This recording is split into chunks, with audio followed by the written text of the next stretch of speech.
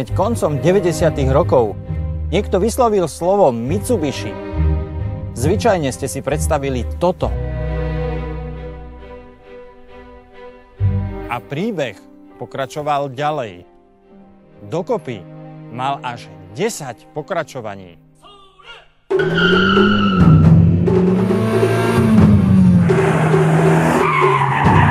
Všetko to boli úžasné jazdecké mašiny, vrátane tejto. Pravdou je, že DNA Mitsubishi má celkom iný pôvod. Lebo Mitsubishi je toto. Ale nemyslím toto. Myslel som niečo úplne iné. Myslel som na úplne prvé Mitsubishi. Mitsubishi PX33.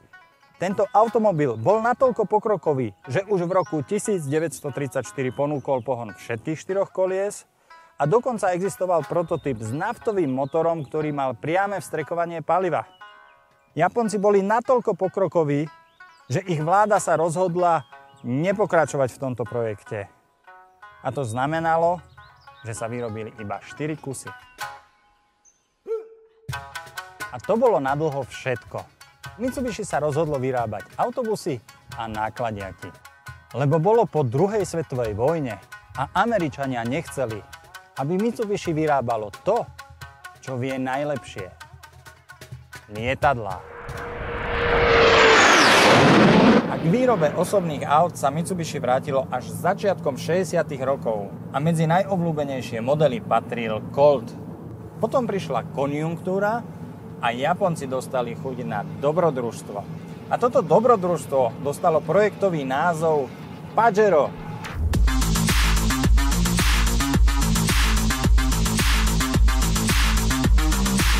Ale nie všade, lebo Pajero, respektíve Pajero, ako by to vyslovil Španielčan, znamená osobu, ktorá sa rada ukája. Takže na niektorých trhoch sa Pajero predávalo ako Montero alebo Shogun. Ale to Mitsubishi nezastavilo pred tým, aby sa prihlásili na najťažšiu rally sveta, Rally Paríž-Dakar. Mitsubishi Pajero vyhralo legendárnu rally až 12 krát. A to sa nepodarilo nikomu predtým ani potom. A je tu ešte jeden primát. V roku 2001 sa so svojím Mitsubishi Pajero Evolution na najvyšší stupienok postavila Jutta Kleinschmidt. Stala sa tak jedinou ženou v histórii, ktorá najťažšiu rally sveta dokázala vyhrať. Mitsubishi Pajero má dobrodružný charakter a to znamená, že sa bez problémov môžete dostať tam, kde sa iní nemajú šancu dostať. Napríklad práve teraz jazdím po bratislavskom obchvate.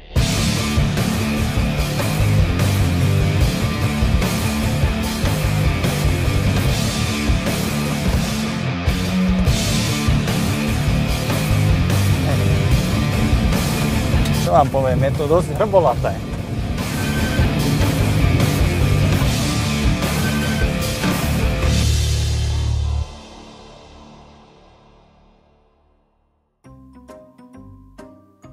A nie len tam. Stačí zopár úprav a vysoké ceny bytov v Bratislave vás jednoducho prestanú trápiť, lebo každé ráno si môžete dopriať iný výhľad.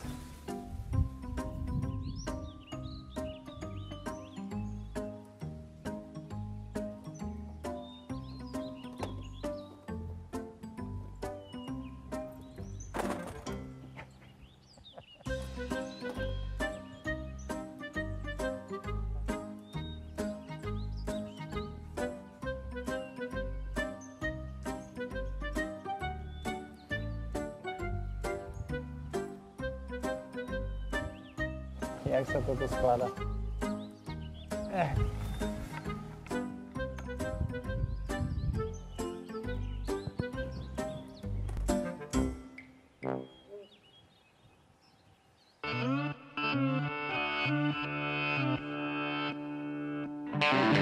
A nielen majitelia, ale aj díleri si vedia Mitsubishi Pajero užiť. Preto ho zobrali na slovenský Muráň, do Čiernej Hory, do Albánska, odkiaľ sa bez problémov vrátilo. aby ho nevenovaný kolega utopil. A šikovní mechanici ho vzkriesili. A to je priamy dôkaz toho, aké odolné Mitsubishi Pajero v skutočnosti je. Ale 4, respektíve 3 písmená menia európsky trh na nepoznanie. Tie písmená sú VLTP a RDE. A akokoľvek nevinne vyzerajú, niektoré modely doslova zabíjajú. Jedným z nich je aj Pajero. Pomaly sa jeho výroba končí a na nástupcu si budeme musieť trocha počkať.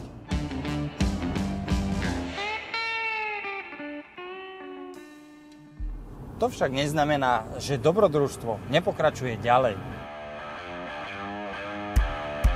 Nekompromisný offroad aj naďalej ostane v ponuke Mitsubishi. Nesie označenie L200.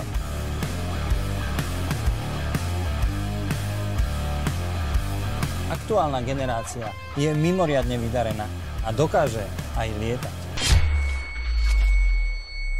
A k terénu zaujíma rovnako nekompromisný postoj ako Pajero a stále je to auto, ktoré je určené pre chlapov, ktorí sa neboja byť potetovaní.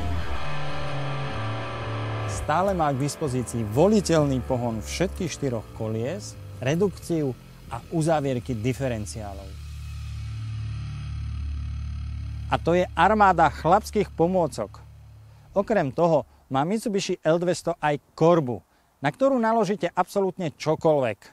Vrátane veľryby alebo pneumatík, ktoré sa akurát chystáte spáliť.